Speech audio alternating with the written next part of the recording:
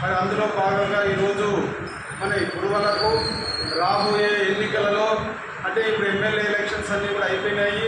Next జరిగేటువంటి స్థానిక సంస్థల ఎన్నికలైతేనేమి, సింగిల్ విండో ఎన్నికలైతేనేమి, మరి అదేవిధంగా ఇతరత్ర ఈ యొక్క స్థానిక సంస్థలకు సంబంధించి అంతేకాకుండా నామినేటెడ్ పదవులు కూడా మా కురువలందరికీ కూడా రావాలని చెప్పి అన్ని నియోజకవర్గాల నుంచి కలిసి మరి చంద్రబాబు నాయుడు గారు ముఖ్యమంత్రి గారు మరి 4వసారి అయినటువంటి ముఖ్యమంత్రి గారికి విన్నవించడం జరుగుతూ ఉంది.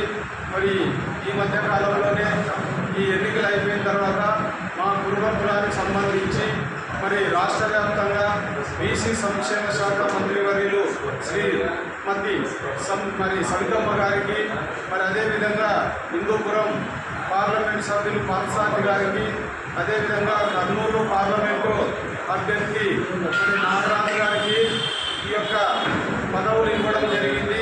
అందుకోసం తెలుగుదేశం పార్టీకి మా రాష్ట్ర కుటుంబ సంఘం తరఫున మనం ఇది అభినందనలు తెలియజేసుకుంటూ, ధన్యవాదాలు తెలియజేసుకుంటూ, కృతజ్ఞతలు తెలియజేసుకుంటామని చెప్పేసి అందరికీ తెలియజేస్తున్నాం.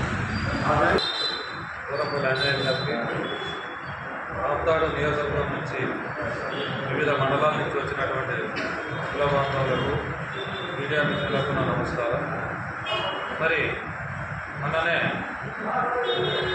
చట్టసభలకు ఎన్నికలు జరిగాయి.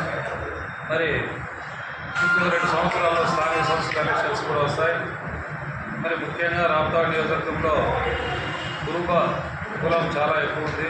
ఓటర్స్ కూడా అన్ని కులాల కంటే మా కులమే ఎక్కువగా ఉంది.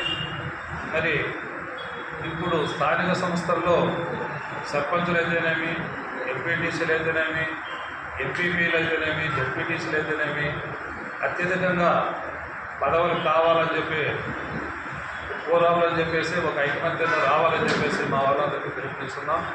మరి గ్రామాల్లో మీరంతా ఐక్యంగా ఉండాలా. మన కులమే కాకుండా ఇతర కులాలతో కూడా సన్నిహితంగా ఉంటూ మరి ఎవరెవరైతే స్థానిక సంస్థల్లో ఎదగాలనుకుంటున్నారో, పదవులు కావాలనుకుంటున్నారో వాళ్ళు ఇప్పటి నుంచినే మీరు ముఖ్యంగా ఒక ప్రణాళికతో ముందుకెళ్ళాలా. మరి గ్రామ స్థాయిలో సర్పంచ్ అయినా, ఎంపీటీసీ అయినా, ఎంపీపీ అయినా, జడ్పీటీసీ అయినా మీరు అక్కడక్కడ నిర్ణయించుకొని మా దృష్టి తీసుకొస్తే మేము కూడా తప్పకుండా కృషి చేసి మరి మీరు మా కులం ఉంది, మిగతా కులాలతో కూడా మా వాళ్ళంతా కలిసి పయనిస్తారు, మా వాళ్ళకి ఇవ్వాలా అని చెప్పి మరి నియోజకవర్గంలోనే మన కులానికి ఎక్కువ పదవులు వచ్చేదానికి అందరం కలిసి కృషి చేద్దాం.